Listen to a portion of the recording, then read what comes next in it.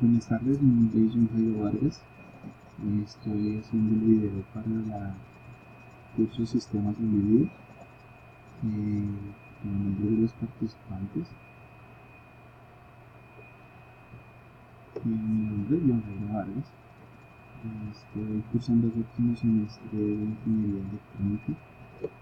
Espero que el curso sea algo muy bueno para el aprendizaje durante este semestre.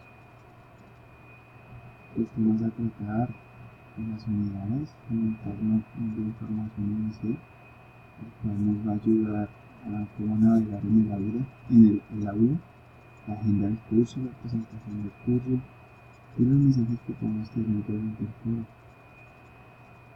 También el entorno de conocimiento, donde vamos a tener las ilustraciones de lo que vamos a dar durante el curso. La unidad 1, la cual es la introducción a los sistemas embebidos, los recursos que podemos utilizar para poder hacer un aprendizaje óptimo. Los hobbies, que son los resultados de los videos que envían los profesores con el trabajo realizado, y los recursos educativos para fortalecer el sistema.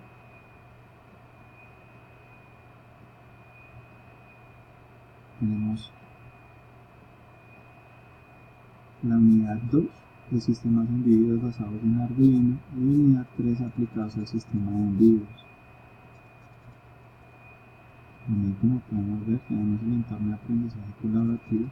En la primera unidad teníamos que hacer sobre la guía un reconocimiento durante el curso. Pues tenemos que presentar y sobre él hacer un pequeño video de reconocimiento para los compañeros con algunos aportes al curso.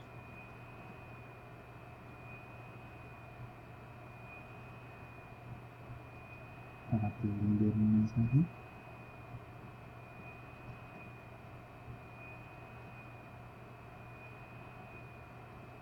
tenemos el entorno de aprendizaje práctico, donde nos encuentra una guía de pasos para hacer el trabajo durante el recorrido del curso.